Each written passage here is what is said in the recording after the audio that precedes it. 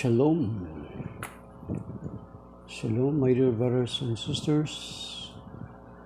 Isang pinagpalang araw ng Sabado, June 8, 2024. Isang mainit na pagbati sa lahat ng mga kalahok ng 47th National Convention ng Catholic Faith Defenders, mga delegado from different places, Luzon, Visayas at Mindanao, at sa host diocese namin dito sa diocese ng Antipolo. May God bless you all. May God keep you safe and sound.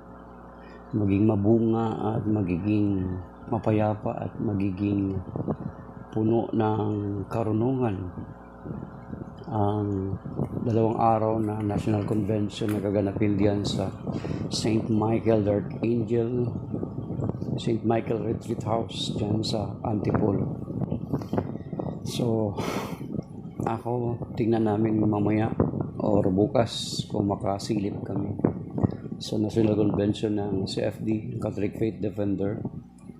Kasi kasabay ng CFD Convention ngayon ay supposed to be first time dito maka-attend, pero kasabay ay ang seminar namin ng Paris Renewal Experience sa parokya.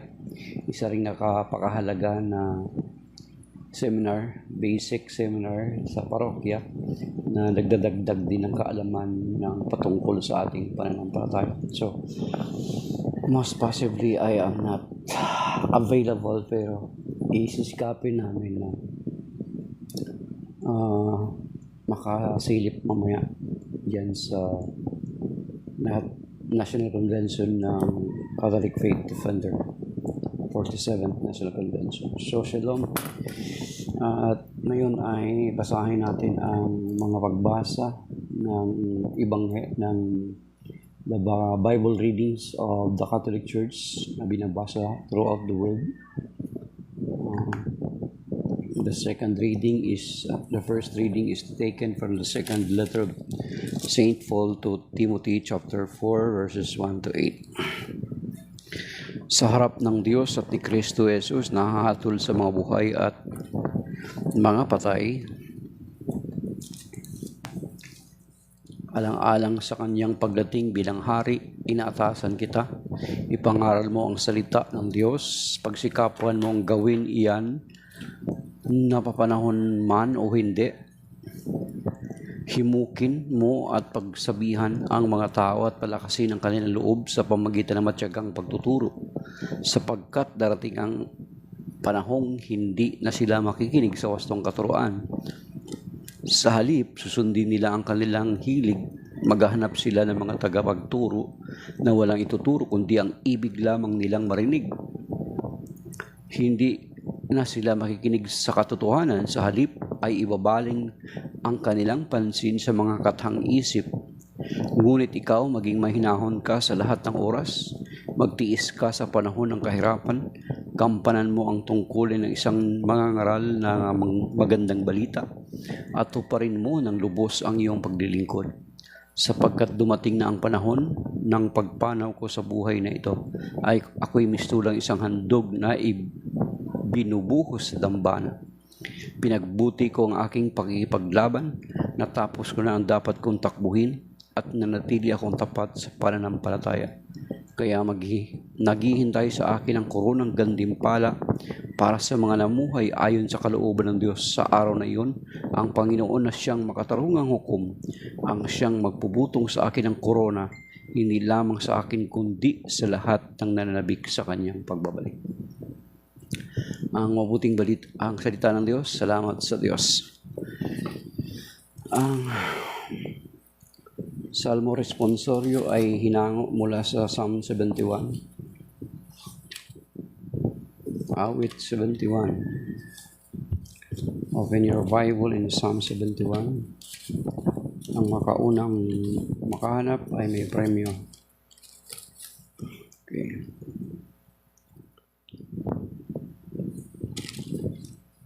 Verse 8 to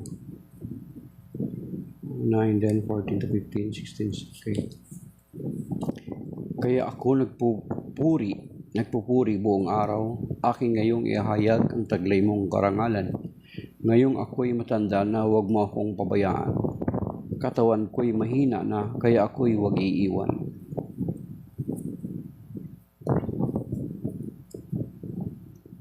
Ako naman samantala ay patuloy na aasa, patuloy na pupurihin ka tuwina. Pagkat ikaw ay dakila, patuloy kong isasaysay. Maghapon kong ihayag ang dulot mong kaligtasan.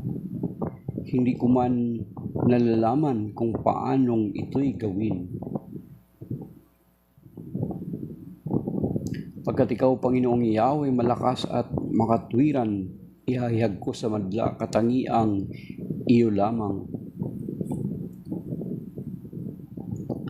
Mula sa pagkabata ako'y iyong tinuruan, hanggang ngayon hinahayag ang gawa mong kabutihan. 22. Tutugtugin ko ang alpat, pupurihin kitang tunay. Pupurihin kita, O Diyos, dahil sa iyong katapatan. Mga imno ng papuri sa alpa ko'y tutugtugin. Iukol ko ang tugtog sa iyo, banal ng Diyos ng Israel.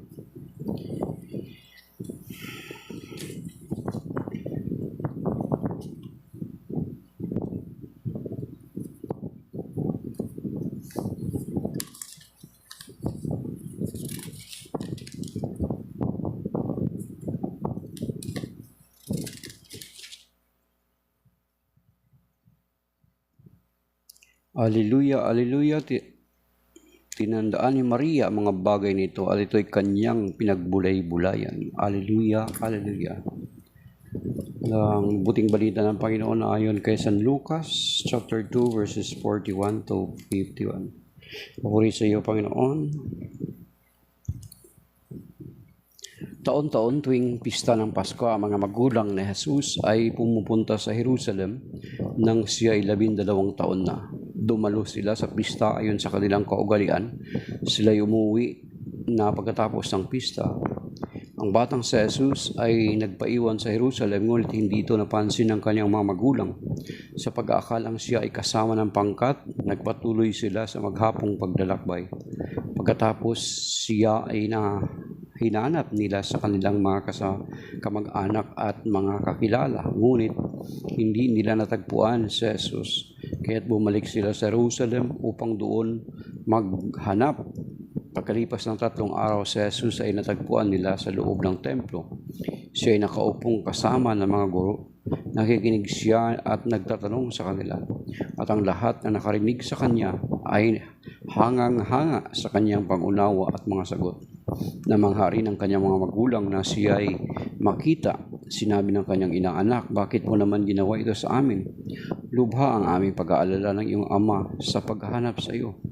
Sumagot si Jesus, bakit po ninyo ako hinahanap? Hindi po ba ninyo alam na ako'y dapat mamamalagi sa bahay ng aking ama? Ngunit hindi nila naunawaan ang sinabi niyang ito. Siya'y sumama sa kanilang pauwi sa Nazareth at siya naging masunurin sa kanila. Ang lahat ng bagay na ito ay iningatan ng kanyang ina sa kanyang puso. Patuloy na lumaki si Jesus sa pangangatawan, lumawak ang kanyang karunungan at lalo naging galugod-lugod sa Diyos at sa mga tao. Ang mabuting balita ng Panginoon, pinupuri ka namin, Panginoong Jesucristo. So, balikan natin ang first reading from 2 Timothy chapter 4. So, si San Timoteo ay pinapaalalahanan o pinagsasabihan ni San Pablo na ipangaral ang salita ng Diyos na papanahon man o hindi. Sabi rito, sa harap ng Diyos at ni Kristo Jesus, nahahatol ng mga buhay at mga patay, alang-alang sa kanyang pagdating bilang hari. Inaatasan kita, ipangaral ng salita ng Diyos, pagsikapan mong gawin yan, na papanahon man o hindi, himukin at pagsabihan ng mga tao at palakasin ng kanilang loob sa pamamagitan ng matyagang pagtuturo. So, yung introduction ni St. Paul sa kanyang pag-encourage, pag-ihimok kay Timoteo ay mabigat kasi biro mo ginagamit, ini-invoke niya yung pangalan ng Diyos at sinasabihan si Timoteo na ipangaral ang salita ng Diyos, pagsikapan mong gawin yan, napapanahon man o hindi, imukin mo at pagsabihan ng mga tao at balakasin ang kanilang loob sa pamagitan ng matyagang pagtuturo. Kasi ang rason kung bakit ganun ang sinasabi ni St. Paul, kasi ang rason dito sa verse 3, sapagkat darating ang panahong hindi na sila makikinig sa wastong katuruan, sa halip susundin nila ang kanilang hilig. Maghahanap sila ng mga tagapagturo na walang ituturo kundi ang ibig lamang nila marinig. Verse 4, hindi na sila makikinig sa katotohanan, sa halip ay babaling ang kanilang pansin sa mga katang isip. So you see, preach the word of God in season or out of season. Yun yung sinasabi ni St. Paul kay Timothy. Ito rin yung sa atin, sa simple nating kaparaanan, ito rin yung ginagawa ko in my own little way. Kaya nga dati habang nagsishare ako dito sa TikTok, ay tinatagurian ko itong Preaching in the Wilderness series, usaping pananampalatayang Katoliko. Yun yung sabi ng Panginoon ni St. Paul, they preach the word of God in season or out of season, na panahon man o hindi. Kaya kagabi meron kaming kasamahan na galing kami sa preparation namin para sa activity namin ngayong araw. Ay tapos na yung activity namin, nandun na kami sa labas, ay habang naghihintay kami ng mga kasamahan namin na lalabas, ay talagang nagsishare ako. Minsan siguro nahiya lang umalis, kaya binabahagi na natin. So napapanahon man o hindi, whether in season or out of season, parang sinasabi ni St. Paul ng Biblia na may makinig man o wala, continue sharing the word of God. Ganun. Kaya nga mayroong isang kwento na nag-preach siya sa isang kagubatan. Hindi naman siya sure kung may nakikinig kasi gubat niya. So nag-preach lang siya. Then after that, he went home. Then isang araw ay may nagpatotoo na magpapakamatay na pala sana siya doon sa gubat na yun. But when he heard the preaching of that man in that forest, is na-convince siya, nahimok siya, na-encourage siya not to kill himself or herself. So yan mga kapatid, kaya ang ginagawa natin is nagpapatuloy tayo na ibahagi ang salita ng Diyos na papanahon man o hindi. Sabi pa rito ni sapagkat ang mga tao balang araw ay darating ang panahon na hindi na sila makikinig sa wastong katuruan, sa halip susundin nila ang kanilang hilig. Yung hilig, ano ba yung hilig nila ngayon? Nakikita natin ngayon yan, di ba? Na kung ano lang yung gusto nila, yun yung ginagawa nila, yun yung hilig nila. Sundin nila. Tapos may sabi pa rito, sabi niya, ang kanilang hilig, maghahanap sila ng mga tagapagturo na walang ituturo kundi ang ibig lamang nilang marinig. See? Kaya dito sa TikTok, pag mag-share ka ng Word of God, ang daming mga nagpa-plus na pangalan actually. Pero after mo mag-live, makikita mo kung ilang daang katao yung nakalagay dun. 500 views, 1,000 views. Pero they are just passing by actually. Kasi ang mga tao ay dito sa TikTok ay maghahanap sila ng kung ano yung gusto nila. Maghahanap sila ng kung ano yung masaya sa kanilang pandinig at maganda sa kanilang paningin. Yun yung hilig ng mga tao. So hindi nila pakikinggan kung ano yung sinasabi mo. So pero sabi ni St. Paul, sabi ng Biblia, just continue, preach the word of God in season or out of season.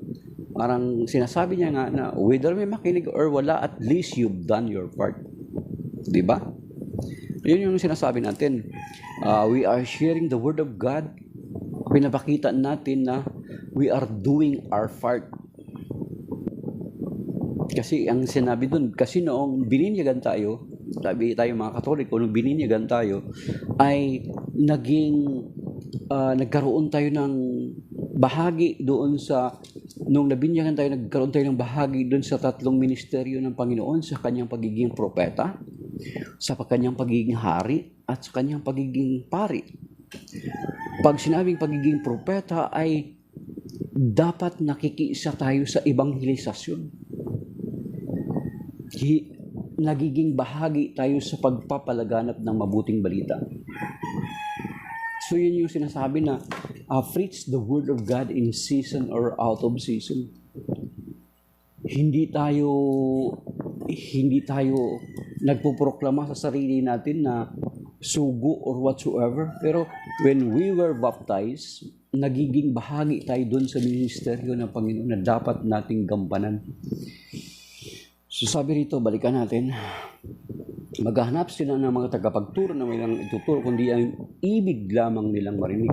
Especially in our times today, di ba? After ni Martin Luther noong 1517, di ba?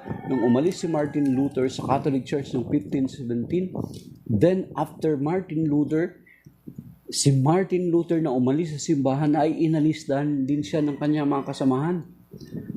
And the same pattern that happens even today. That is why ang mga tao ngayon ay maaring magpumili ng kung ano yung gusto nilang pakinggan. Pupunta sila sa isang church. Kapag sa tingin nila, maganda yung sa pandinig nila, baka mananatili sila doon. Pero kapag manawa na naman sila, lilipat na naman sila sa ibang sekta. Sa dami-dami ng mga sekta sa kasalukuyan ngayon, mga kapatid, di ba? Dito pa lang sa Pilipinas, how many thousands yan? Ubos na yung mga magagandang titulo na nasa Bagong Tipan. Kaya nga, ang iba nga kumuha na doon ng title galing doon sa Old Testament. Now, meron nga dito sa amin, kinuha yung pangalan niya sa Old Testament, yung Isaiah 41 verse 10 yata yun. Christian Church, sabi niya. Pero ang Christian Church niya is galing ang pangalan sa Old Testament.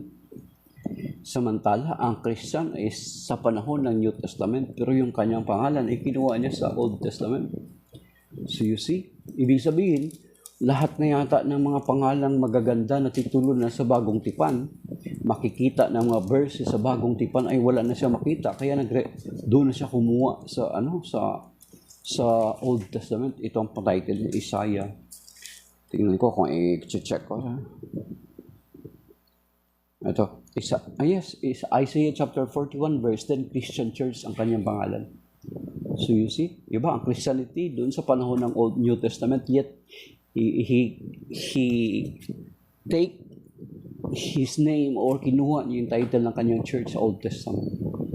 Sapagkat sa ganun nakarami yung mga sekta ngayon.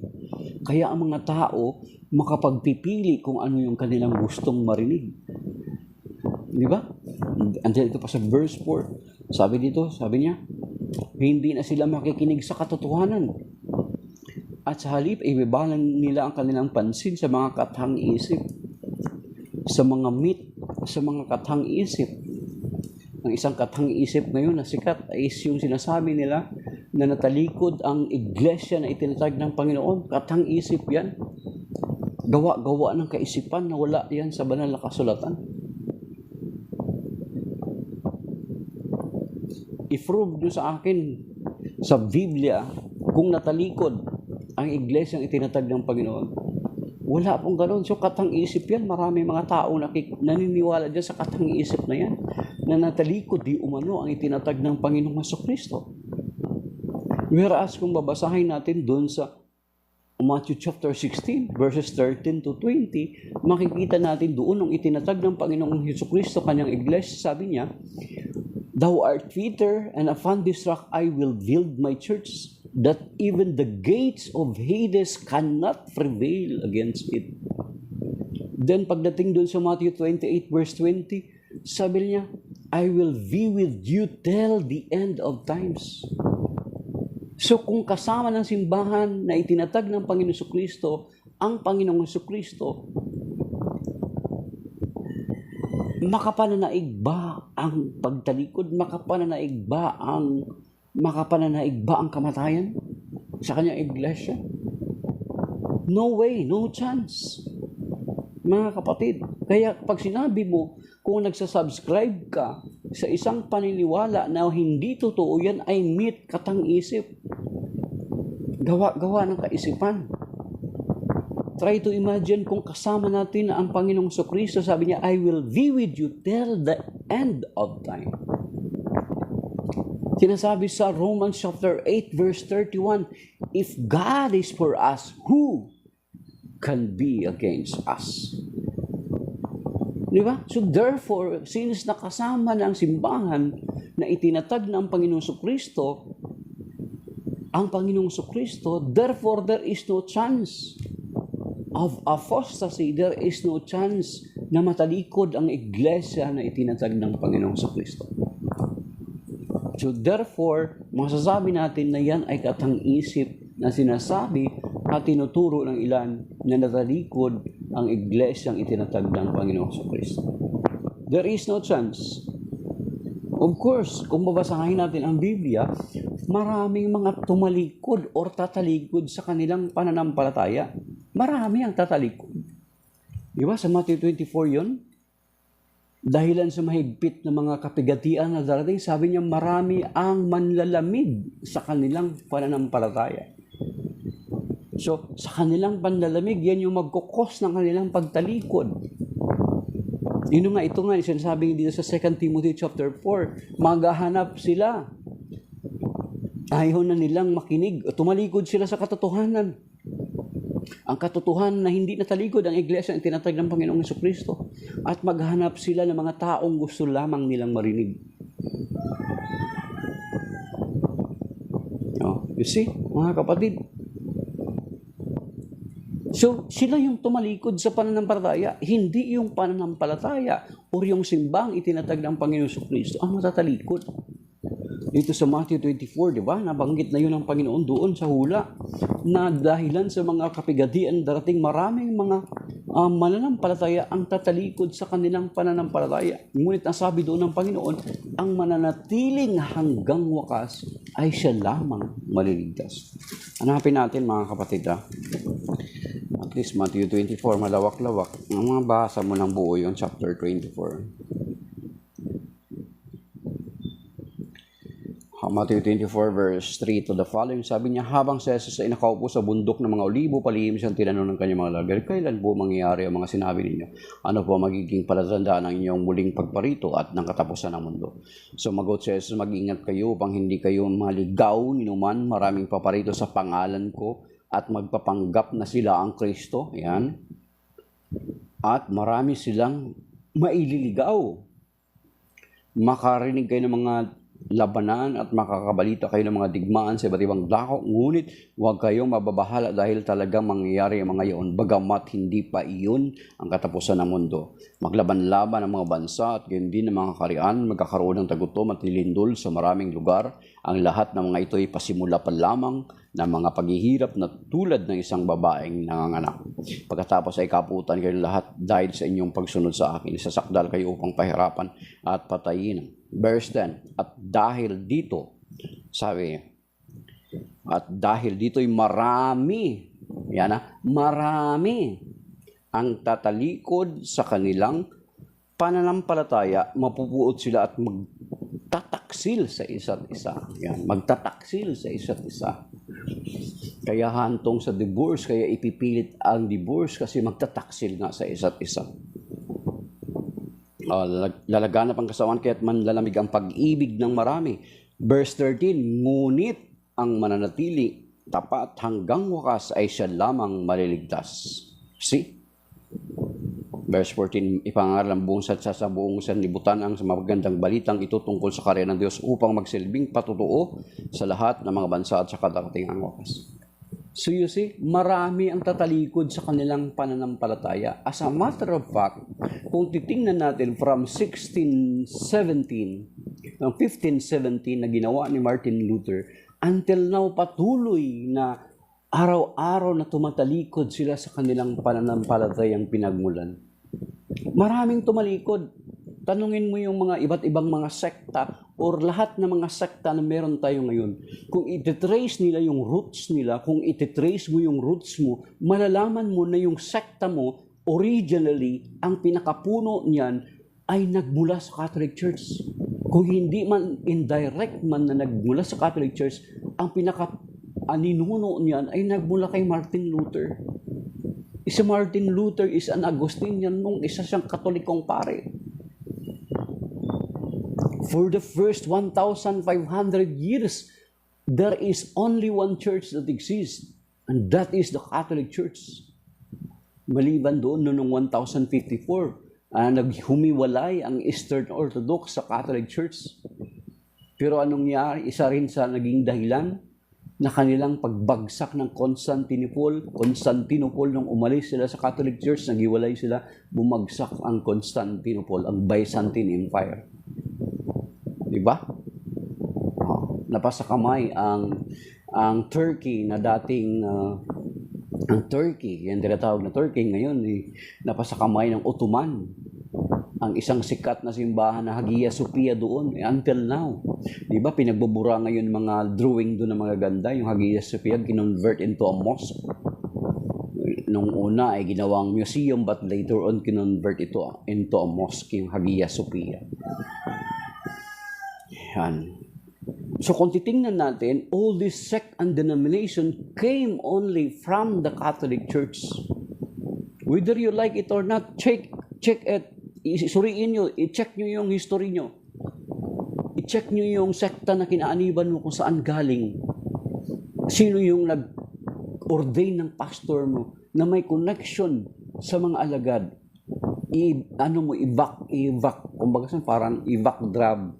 I-check backward mo kung saan ang origin. Kumbaga parang i-check mo yung origin ng pamilya mo ba? I-check mo yung origin ng church mo. At ipo-point ka diyan sa pinakadulo, ipo-point ka sa Catholic Church. So marami ang tatalikod sa pananampalataya, but not the church, the entire church. Kasi walang sinabi ang Panginoon doon nung itinatag niya ang kanyang iglesia through St. Peter, doon sa Matthew 16 verse 13 to 20, upon this rock I will build my church, that even the gates of Hades cannot prevail against it. Then walang disclaimer or walang pasubali. But anyway, but actually, hindi niya sinabi doon, walang open close parenthesis. But actually, Peter, it will be apostatized after all of you will die. Walang sinabi ang Panginoon sa Kristo na gano'n, mga kapatid.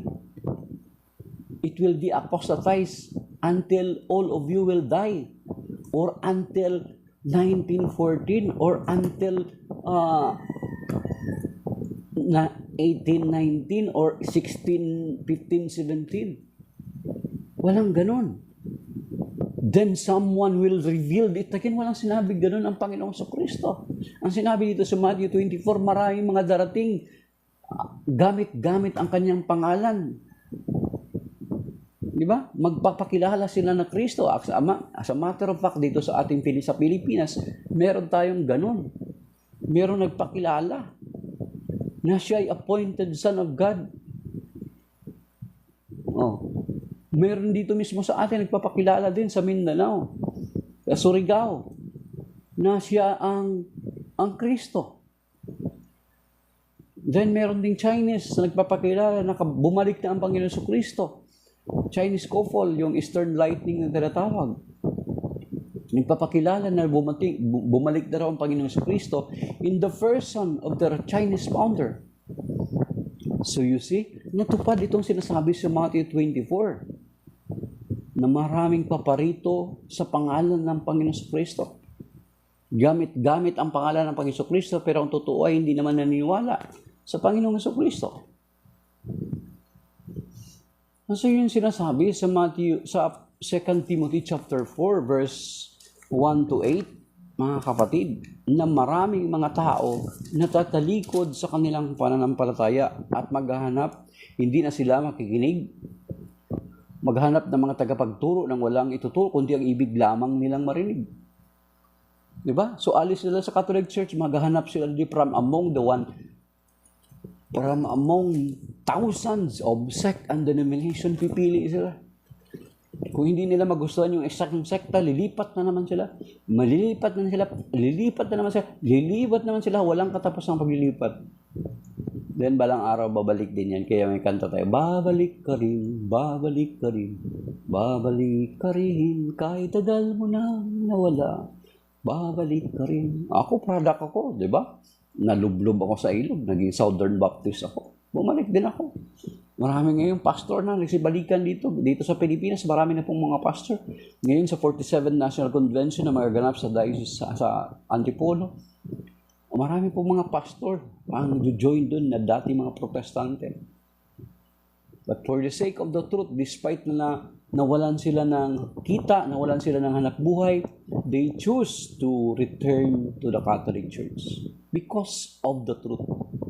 Kung lahat naman ng mga pastor, kung hindi lang sila matatakot na mawalan sila ng kita, ay dapat magbabalik sila sa Catholic Church. Pero kapag magbalik sila, ay masasakripisyo nila yung hanap buhay nila.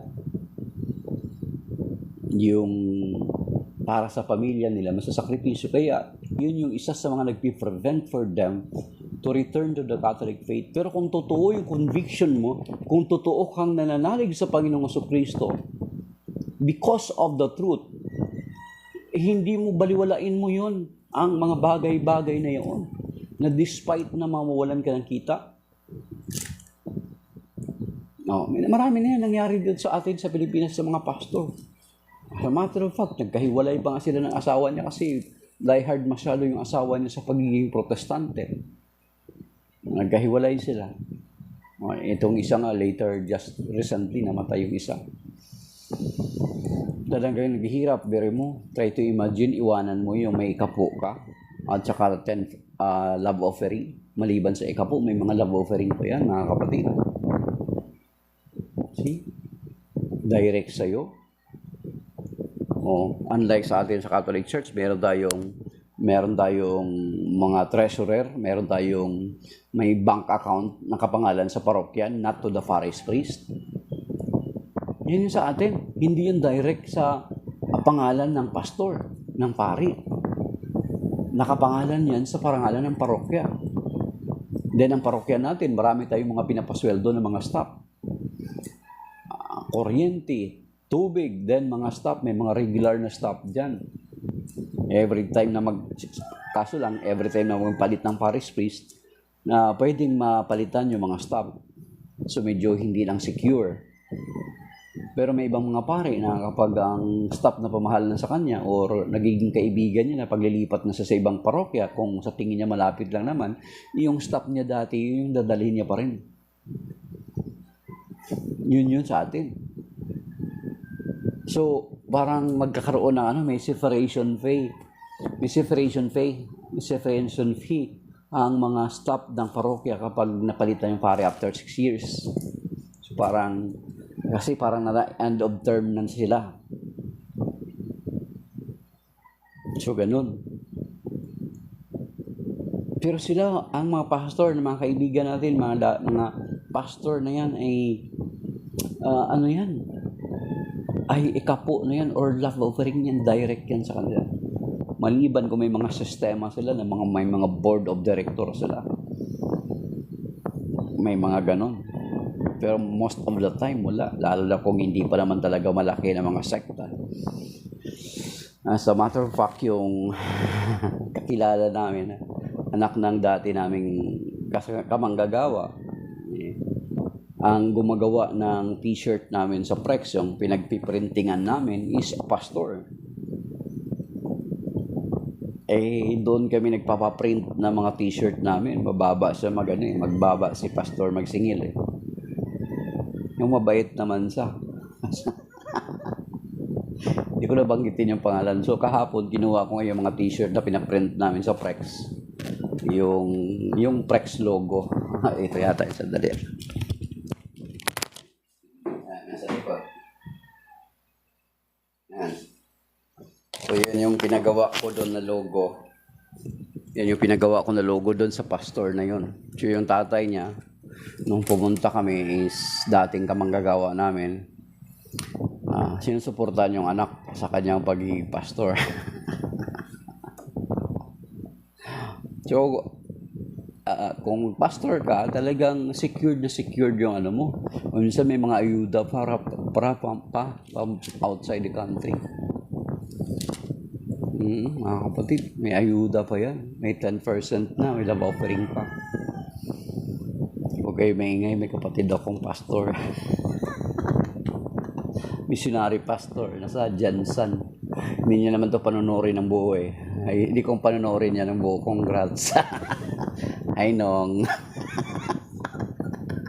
Ang kapatid.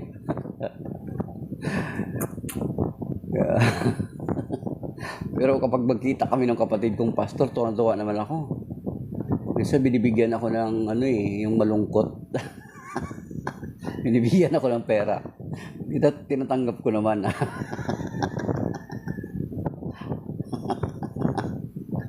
Natanggap ko naman. So, mabait yun eh. So, hindi ko naman pinipilit na magbalik sa Catholic Church. Hayaan ko na lang si Lord na na mangusap sa kanya.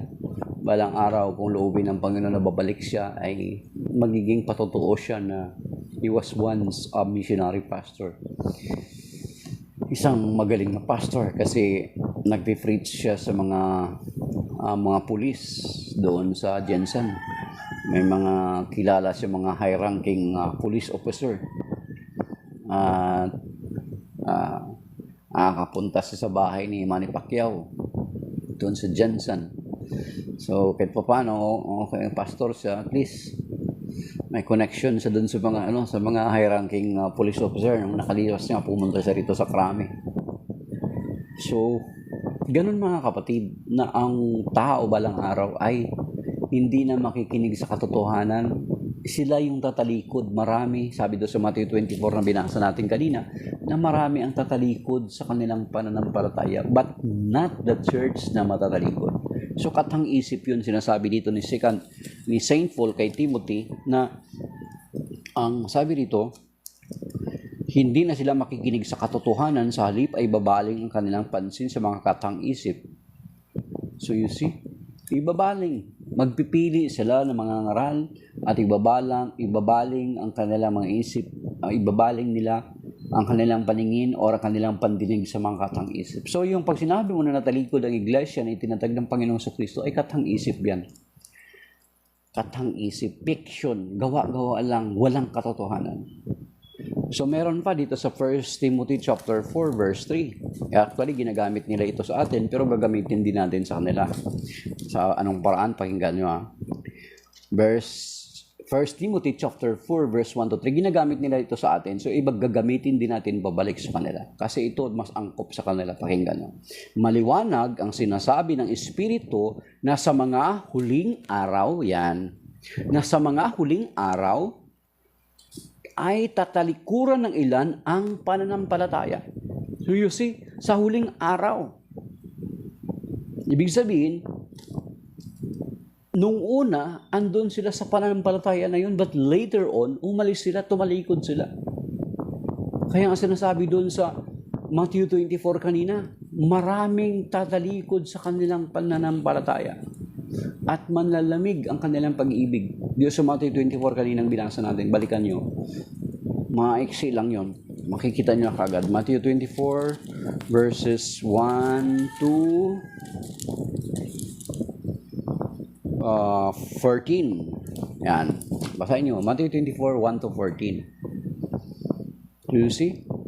Sabi dito sa 1 Timothy 4:1, ito ginagamit nila sa atin, ibabalik natin sa kanila.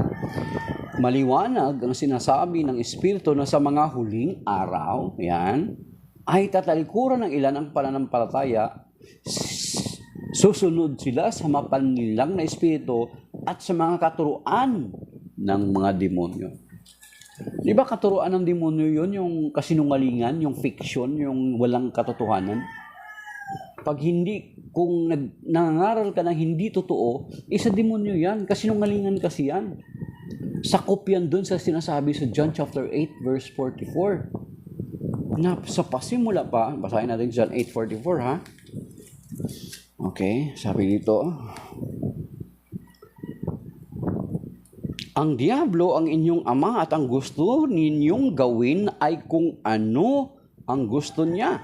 Sa simula pa lang ay mamamatay tao na siya, hindi siya pumanig sa katotohanan kailanman sapagkat walang puwang sa kanya ang katotohanan. Kapag nagsalita siya ng kasinungalingan, nagsasalita siya ayon sa kanyang kalikasan sapagkat siya ay sinungaling at siya ang ama ng kasinungalingan.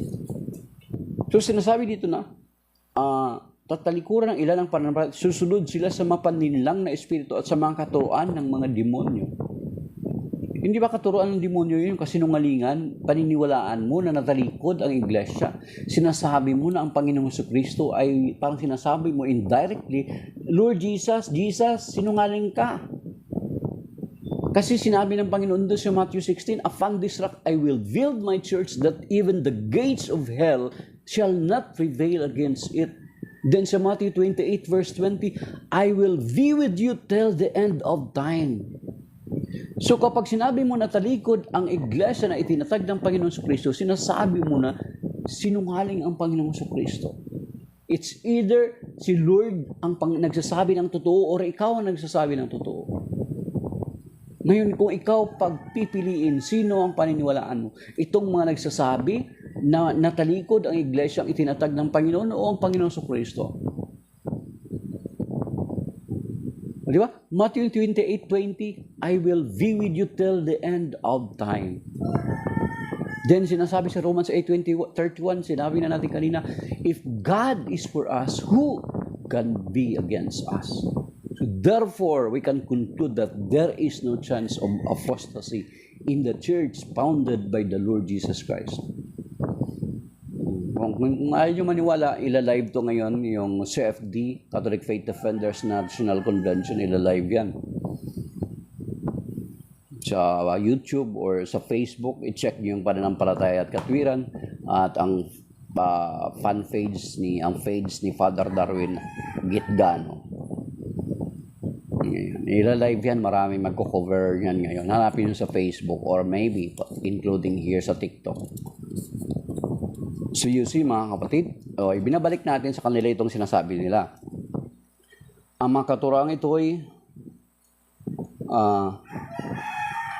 ang mga katuroang ito ay pinapalaganap ng mga taong sinungaling at may mga manhid na budhi. Pero mo manhid na budhi. Hindi ba natin matawag na manhid na budhi yan? Sasabihin nila na talikod yung iglesia ang tinatag ng Panginoong Jesucristo. Na hindi naman, di ba mga manhid yan? Samantala, very clear na maraming mga tatalikod sa kanilang pananampalataya, but not the church. Because the church is, the Lord is with them.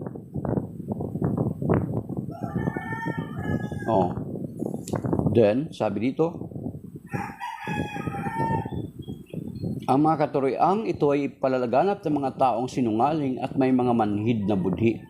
Of course, ibasahin na rin natin yung verse 3 kasi baka mamaya sabihin nila, tinatakpan natin. Ito yung ginagamit nila sa atin.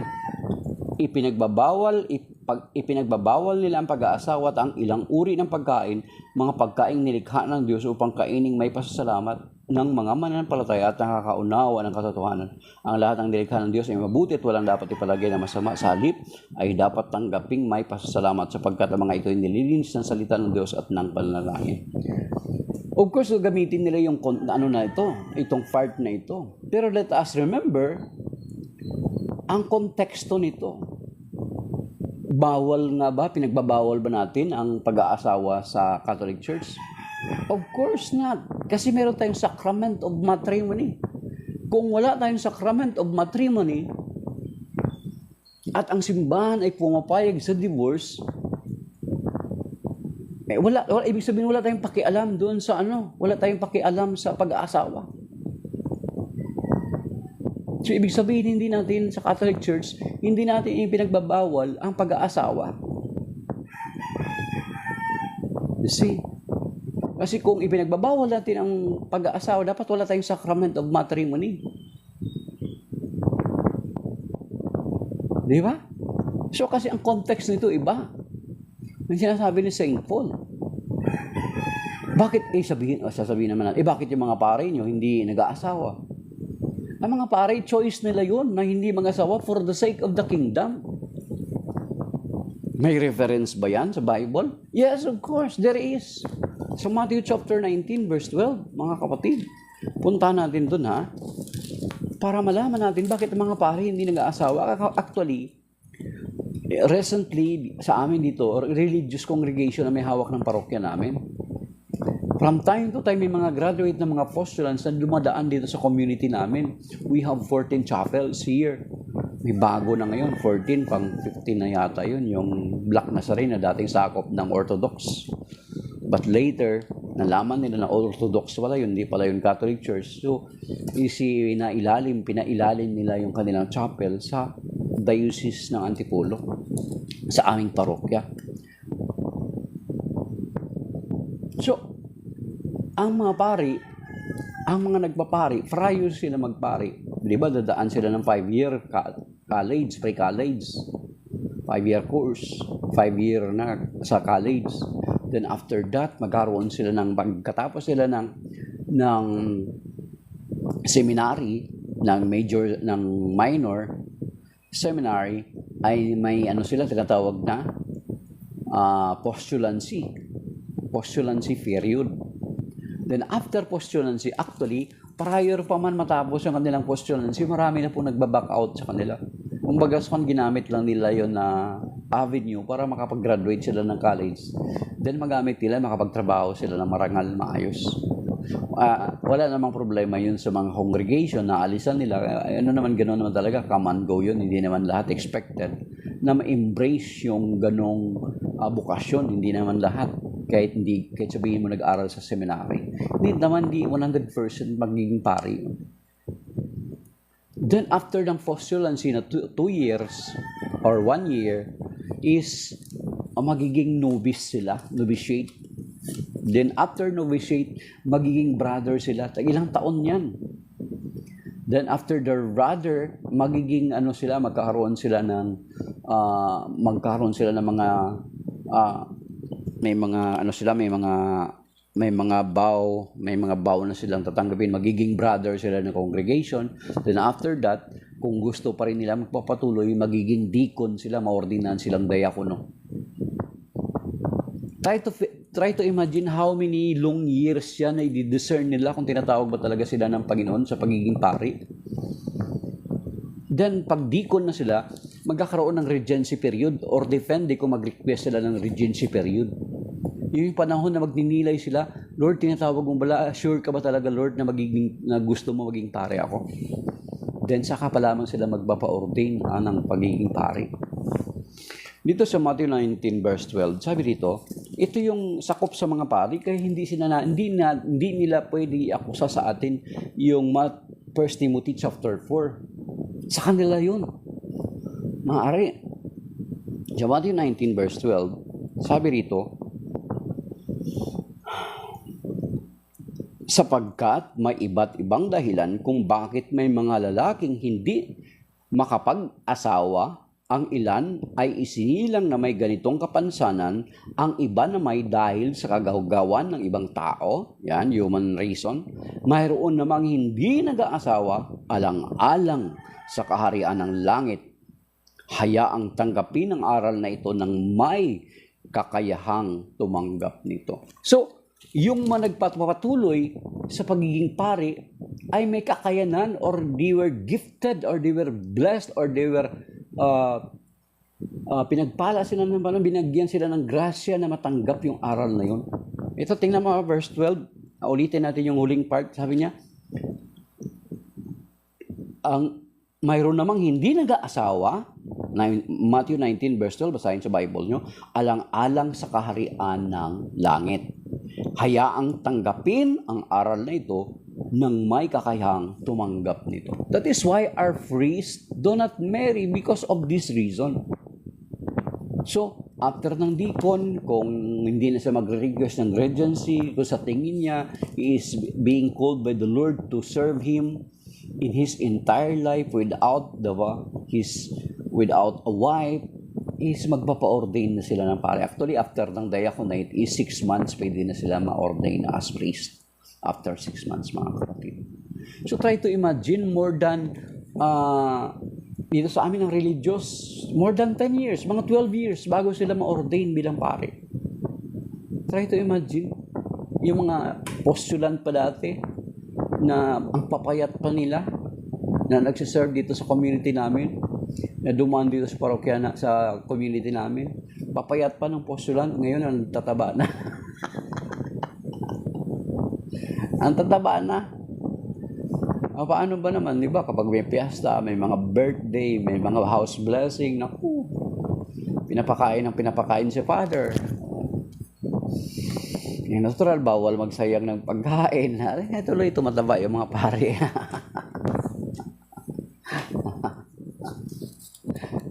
Pagod na, wala nang panahon kuminsan mag-exercise. Wala nang sa amin dito. Tagtatlong misa yung mga pare namin. Kuminsan 4 pa, may house blessing pa, may blessing pa sa katay. Wala na. Pagod na, mga kapatid. So that is why, mga kapatid, yung sinasabi ni Saint Paul kay Timothy to preach the word of God in season or out of season. Pagsabihan mo sila, palakasin, para sapagkat ang mga tao balang araw, ito na nga, dumarating na nga, na ang panahon ngayon na ang mga tao ay pumipili na kung sino yung gusto nilang pakinggan. Mangangalap sila ng mga tagapagturo na ang gusto lamang nilang marinig ang kanilang maparinig. Kaya nga, di ba, umalis sila sa simbahan kasi may mga masakit sa kanilang pandinig yung aral ng simbahan. Ayaw ng simbahan ng divorce. Di ba? So, ayaw nila, alis sila, maghahanap sila ng tagapagturo. Di ba? Lalo na ngayon, marami mga nagpapakilala na Catholic kuno. Di kayo dito sa TikTok, makikita nyo, nagpapakilala ng Catholic pero nagsusuporta sa divorce. Nagpapakilala na bishop, yung Catholic Universalist Church. Catholic na Universalist pa. Yung obispo nila, di ba? May mga vestment, may mga nakasuot ng Catholic vestment. Akala mo Catholic kasi nakasuot ng mga Catholic vestment, ginaya nila, confusing. Kaya yung kapag ikaw na Katoliko, hindi ka nag-aaral ng pananampalataya mo, ay madali ka nilang masisila or madali ka nila mahikayat because you are thinking that they are the same Catholic na katulad ng Catholic na nakaugnay sa Vatican. Yan. So madaya ka, marami na ngayon nagpapakilala ng Master Pope. Mayroong Master Pope na dito sa atin. Merong Angel of the Gate, merong basta, ang dami na mga kapatid. So mag-ingat po tayo. Ito yung sinasabi dito ng Panginoong Jesucristo. Marami ang tatalikod sa kanilang pananampalataya. Hindi ang pananampalataya o ang iglesia na itinatag ng Panginoong Jesucristo ang matalikod. Kapag pinapaniwalaan mo yan na natalikod ang iglesia ang tinatag ng Panginoon, you are believing in a myth because that hindi po yan totoo, mga kapatid. So yan yung sinasabi ni Saint Paul. Then dito sa Ebanghelyo, napalaba tayo sa first reading.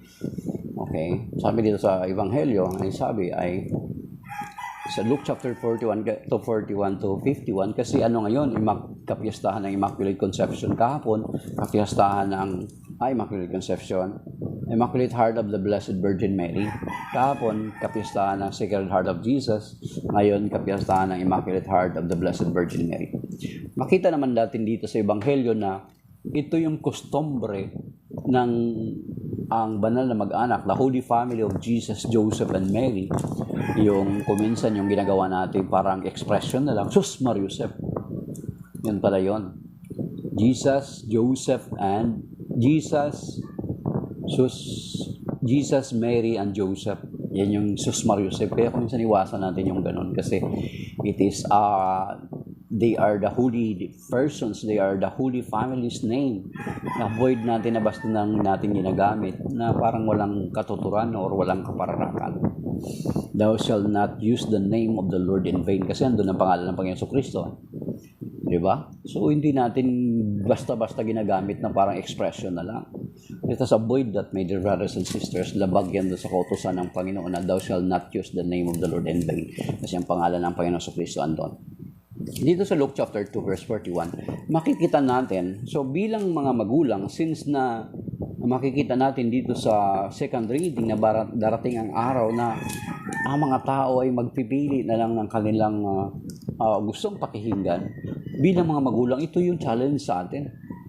Ito sa gospel ngayon, sa Luke chapter 2, verse 41 to 51, makikita natin na taon-taon pumupunta sila sa templo para makipagdiwang sa piyesta ng Paskwa. The Feast of the Passover. Or kung ano yung kapisan niya, taon-taon tuwing pista ng Pasko, ang mga magulang na Jesus ay pumupunta sa Jerusalem. So every year, ibig sabihin from 1 year, nung isang taon ng Panginoon Kristo, pumupunta sila. Ibig sabihin, anong makikita natin dito mga kapatid? Ibig sabihin, si Saint Joseph as the foster father of the Lord Jesus Christ, bilang magulang, dinadala nila ang Panginoong Jesucristo sa templo. Dinadala nila ang kanilang anak sa templo. So supposed to be, ang mga magulang nagdadala ng kanilang mga anak sa templo. Kasi kung gusto mo na magiging secure yung buhay mo, magiging secure ang anak mo balang araw, especially ikaw na magulang. Of course, hindi mo naman inaasa yung tinatawag na yun. There are parents na hindi naman inaasa sa kamay ng kanilang mga anak yung ang kanilang future. Kasi meron din naman sila mga pension. Pero kung ikaw magulang, na lahat ng effort mo, lahat ng yaman mo, lahat ng pinagpaguran mo ay nilaan mo lang sa mga anak mo, may mga magulang na wala talagang ipon. If you wanted to be secured someday, especially kung wala ka naman talagang naipon, na ubos mo sa mga anak mo, hindi ka naman talaga mayaman, then ang kayamanan mo na lang is mga anak mo. Paano magiging secure yung buhay mo?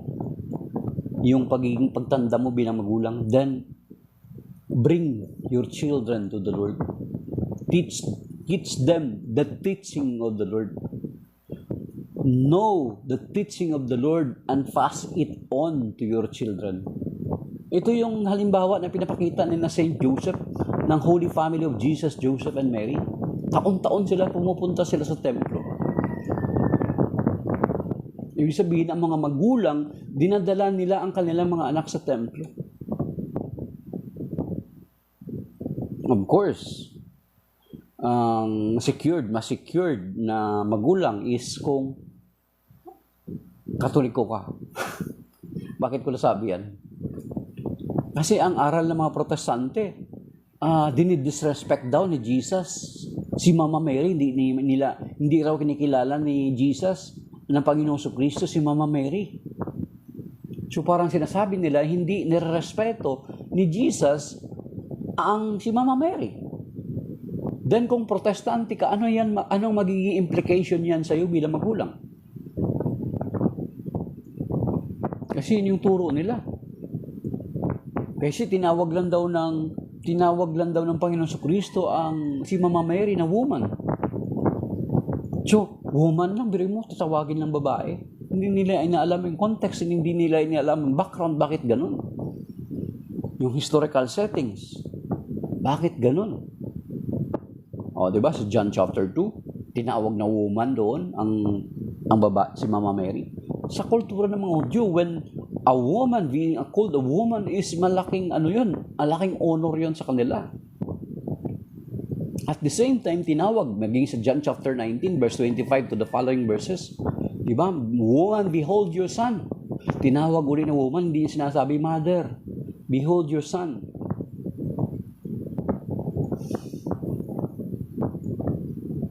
Okay, I verified.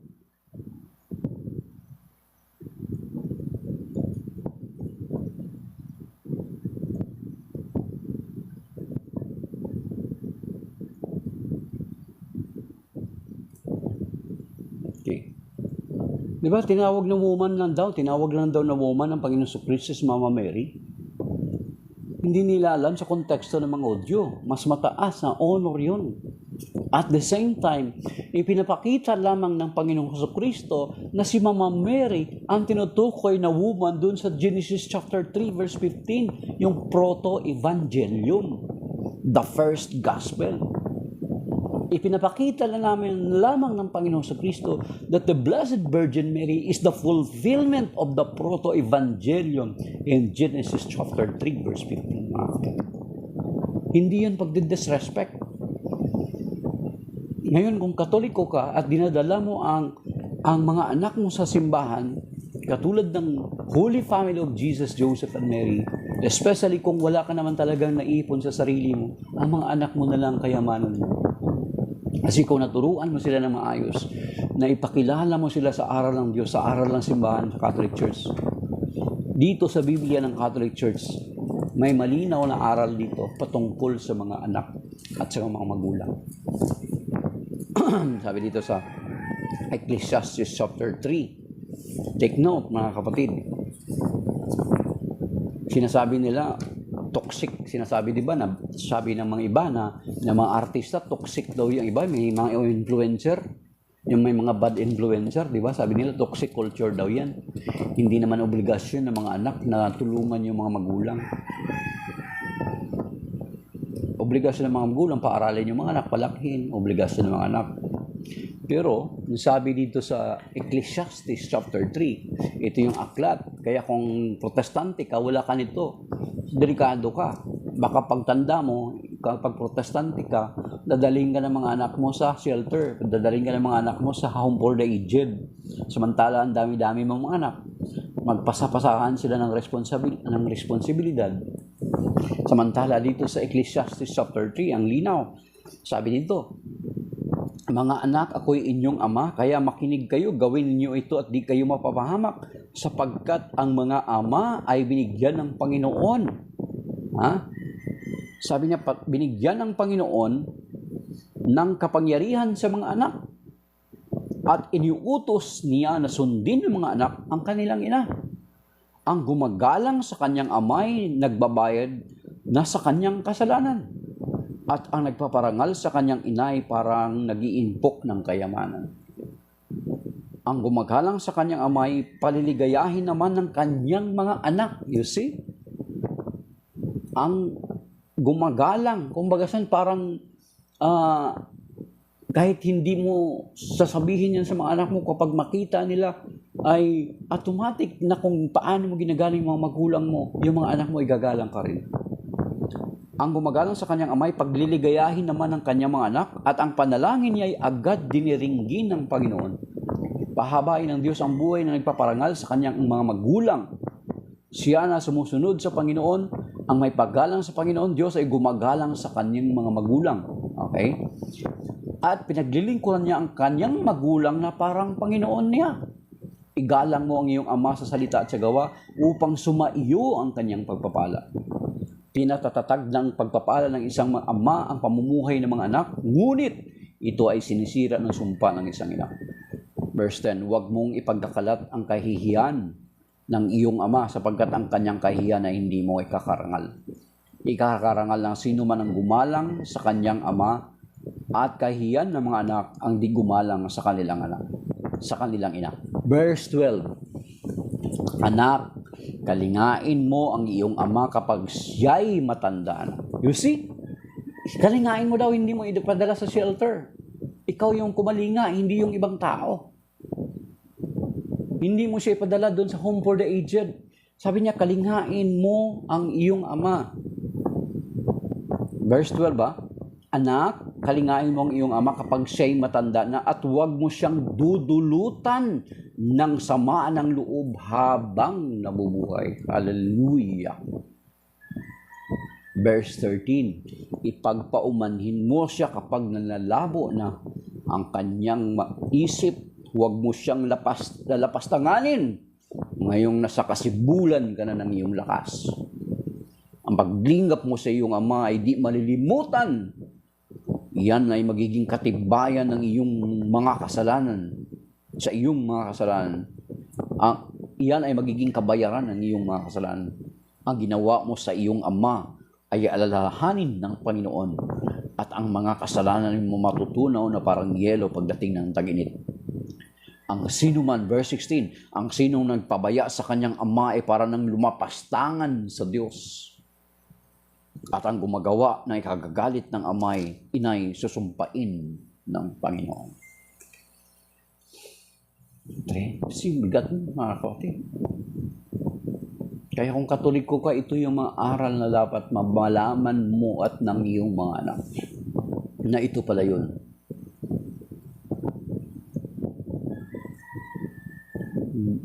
To help or to care for your parents is not a toxic culture. It is God's will. There's supposed no shelter or home for the aged. Because we have our own home. Kaya kung ilan kayo magkakapatid, kung alam nyo ito yung aral na ito, is baka mag-aagawan kayo. Ako naman, 1 week sa akin si mama, si papa, 1 week sila sa akin. Sige ako naman sa next week.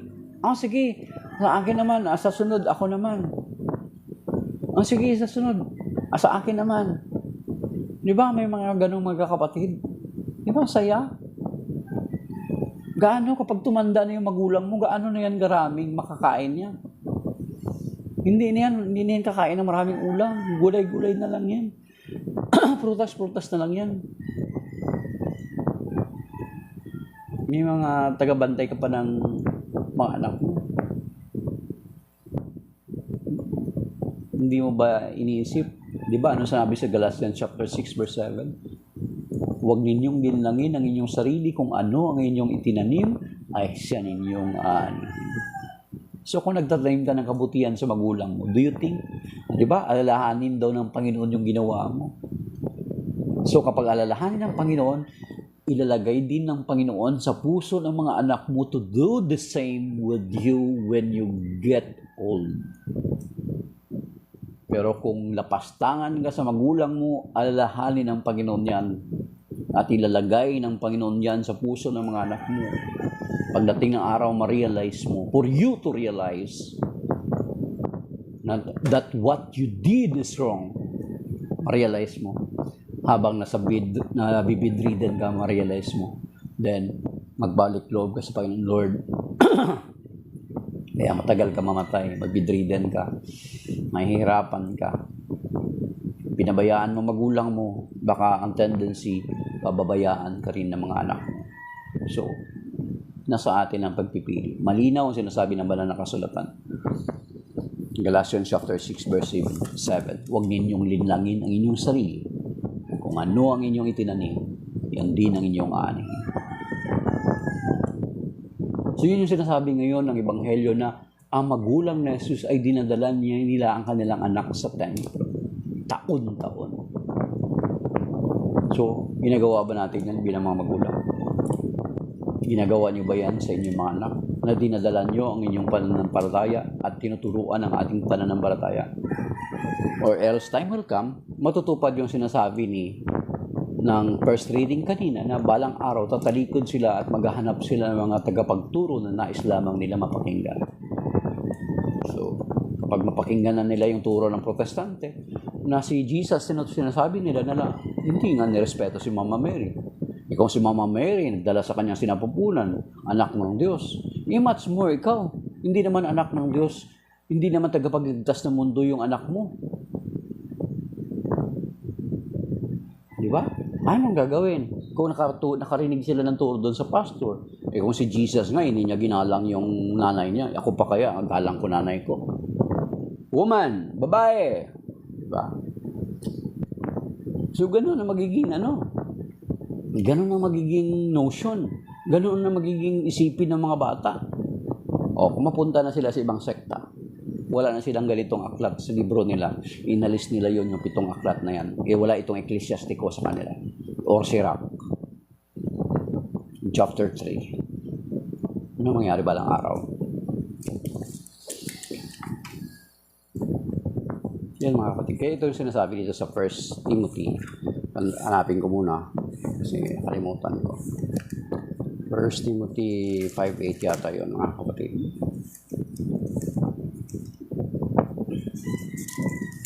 Okay.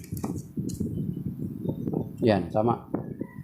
1 1 Timothy 5:8. Sabi niya, ang sinumang hindi kumakalinga sa kanyang mga kamag-anak, lalo na sa mga kabilang sa kanyang pamilya, ay tumalikod na sa pananampalataya at mas masama pa kaysa isang di mananampalataya. So you see, tanda niya, 1 Timothy chapter 5 verse 8 and then Ecclesiastico chapter 3 or Sirach chapter 3. O kung ayaw nyo doon sa Sirach chapter 3, ay di ito sa 1 Timothy 5:8. So ngayon, kung ikaw, magulang, ano ang pipiliin mo? Diba? So sa magulang mag-start. Dalhin natin ang inyong mga anak sa Panginoon at turuan sila at ipakilala sa kanila ang turo ng Panginoon sa kumpletong Biblia. Sa kumpletong Biblia, mga kapatid, yung 73 books ang Bible natin as Catholics. 73, hindi 66. So, ang Biblia natin 73 bilang mga Katoliko at hindi 66. So, kung 66 yung Bible mo, kulang yun.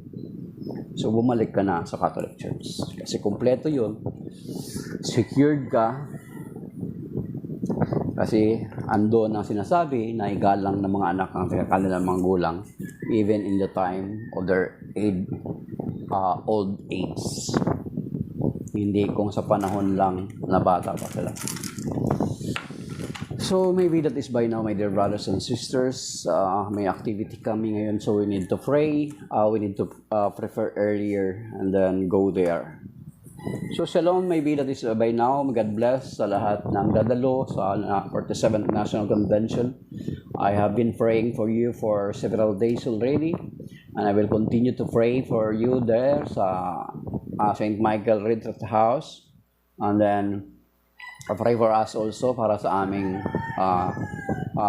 36 batch 36 na frex namin para sa renewal experience dito sa aming parokya. So may mga participants na rin kami ng mga 40 plus. So loobin ni Lord na mas marami yata. So yung budget medyo talagang So yun lang mga kapatid. May God bless us and keep us safe today and sound. Ingatan tayo at Panginoon. Balutin tayo niyo ng kanyang kabalandanan ng dugo. At sugo naman niya ang kanyang mga anghelo pang ingatan. Ay ligtas tayo sa lahat ng kapahamakan. Maging ating mga mahal sa buhay, ating mga ari-arian, at ating mga kinabubuhay, at lahat ng mga taong malalapit sa atin. So thank you sa mga nanonood, dumaan, maging sa mga nag-like, or maging hindi man nag-tap ng screen yet they are listening with us. Okay, maraming salamat po. Shalom and may God bless us all.